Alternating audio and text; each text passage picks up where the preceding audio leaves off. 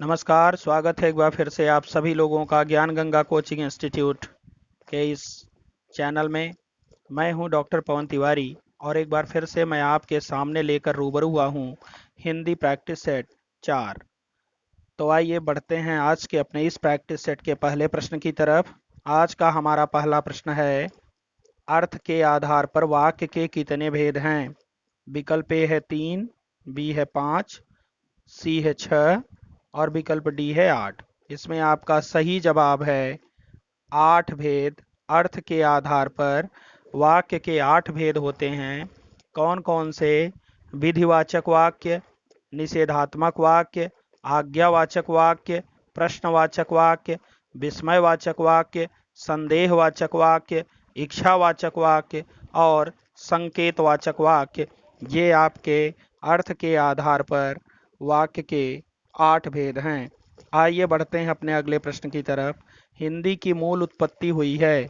विकल्प ए है वैदिक संस्कृत, बी है पाली, सी है प्राकृत और डी है सौरसेनी अपभ्रंश। इसमें आपका सही विकल्प है सौरसेनी अपभ्रंश। जी हाँ, हिंदी की मूल व्युत्पत्ति सौरसेनी अपभ्रंश से हुई है। सौरसेनी अपभ्रंश से ही खड़ी बोली हिंदी का विकास हुआ है। तो विकल्प डी आपका यहाँ पर सही है। आइए बढ़ते हैं अपने अगले प्रश्न की तरफ। वाक्य के कितने भाग होते हैं? विकल्प ए है 2, बी है 3, सी है 4 और विकल्प डी है 5। इसमें आपका सही जवाब है 2। विकल्प ए आपका सही है। वाक्य के 2 भाग होते हैं, उद्देश्य और विधेय। उद्देश्य वह होता है जिसके बारे में कोई बात कही जाती है और विधेय वह होता है जो उद्देश्य के बारे में बताया जाता है। तो ये विकल्प आपका ए सही है। इसमें वाक्य के कितने भाग होते हैं? 2 भाग होते हैं। आइए बढ़ते हैं अपने अगले प्रश्न की तरफ। मानवता किस प्रकार की संज्ञा है? विकल्प ए है जातिवाचक, बी है भाववाचक, सी है व्यक्तिवाचक और डी है समूहवाचक।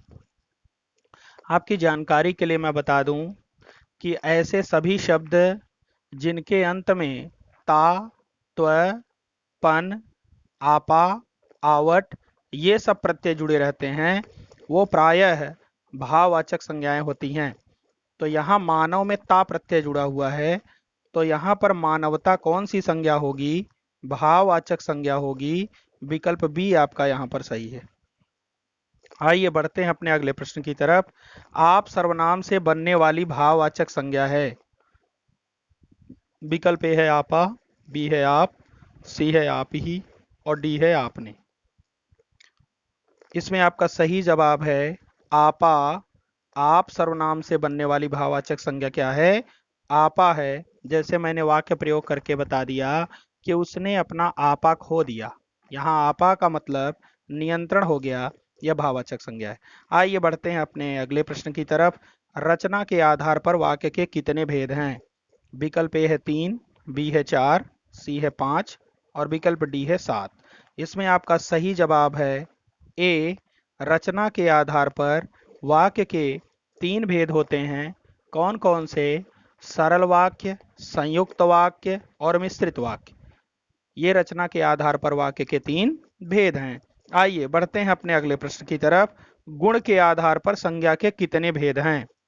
विकल्प ए है 2, बी है 3, सी है 4 और विकल्प डी है 5। इसमें आपका सही जवाब है ए। विकल्प ए आपका सही है। गुण के आधार पर संज्ञा के 2 भेद होते हैं, गुणवाचक संज्ञा और भाववाचक संज्ञा। और इसमें भी गुणवाचक संज्ञा के 4 भेद होते हैं, व्यक्तिवाचक, जातिवाचक, समूहवाचक और पदार्थवाचक। तो इस तरह से गुण के आधार पर संज्ञा के कितने भेद होते हैं? 2 भेद होते हैं, गुणवाचक और भाववाचक संज्ञा। आइए बढ़ते हैं अपने अगले प्रश्न की तरफ। वह रोने लगा, यह संयुक्त क्रिया का कौन सा भेद है? विकल्प ए है आरंभ बोधक, बी है समाप्ति बोधक, सी है नित्यता बोधक और डी है आवश्यकता बोधक।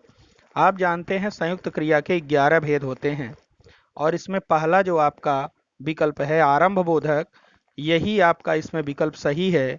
आरंभ बोधक वाक्यों की पहचान होती है आरंभ बोधक क्रिया की, कि क्रियाओं के अंत में लगा, लगी, लगे शब्द जुड़ा रहता है, या लगता है, लगती है, लगते हैं शब्द जुड़ा हुआ रहता है। इसमें दो क्रियाएं मिली हुई रहती हैं। जो मुख्य क्रिया होती है वह पहले आती है, और जो बाद की क्रिया होती है उसे हम रंजक क्रिया कहते हैं। तो यहाँ रोने क्या है आपका? मुख्य क्रिया है, और लगा रंजक क्रिया है। इसलिए इसमें विकल्प ए आपका सही है, आरंभ बोधक क्रिया। इससे अचानक कार्य के प्रारंभ होने का बोध होता है। आइए बढ़ते हैं अपने अगले प्रश्न की तरफ। वह बहुत सुंदर कलम, यह बहुत सुंदर कलम है। इस वाक्य में बहुत क्या है? विकल्प ए है विशेषण, बी है प्रविशेषण, सी है क्रिया विशेषण, और डी है विशेष। इसमें आपका सही जवाब है बी, प्रविशेषण। जो विशेषण की विशेषता बताते हैं वो प्रविशेषण कहलाते हैं। यहाँ पर बहुत सुंदर की विशेषता है, और इस नाते से सुंदर विशेषण है गुणवाचक, और उसकी विशेषता बहुत है, तो यहाँ बहुत जो है आपका प्रविशेषण है। विकल्प बी आपका यहाँ पर सही है। आइए बढ़ते हैं अपने अगले प्रश्न की तरफ। वह रोते रोते मेरे पास आया। इस वाक्य में रोते रोते क्या है? यहाँ पर मेरे पास आने की विशेषता है रोते रोते। तो ये देखिए, यहाँ आना क्रिया है, और आना क्रिया की विशेषता क्या है? रोते रोते। तो क्रिया की विशेषता जो शब्द बताएंगे वो क्या कहलाएंगे? क्रिया विशेषण कहलाएंगे। तो विकल्प आपका यहाँ पर बी सही है। क्रिया विशेषण, विशेषण, क्रिया और संज्ञा, ये तीनों विकल्प गलत हैं। विकल्प बी इसमें आपका सही है, क्रिया विशेषण। वह रोते रोते मेरे पास आया, इस वाक्य में रोते रोते क्या है? क्रिया विशेषण है। विकल्प बी आपका सही है। और इसी के साथ आज हमारे इस प्रैक्टिस सेट के प्रश्नों की श्रृंखला समाप्त होती है, और इसी के साथ मैं लूंगा अब आपसे विदा। That's all, thanks to all of you.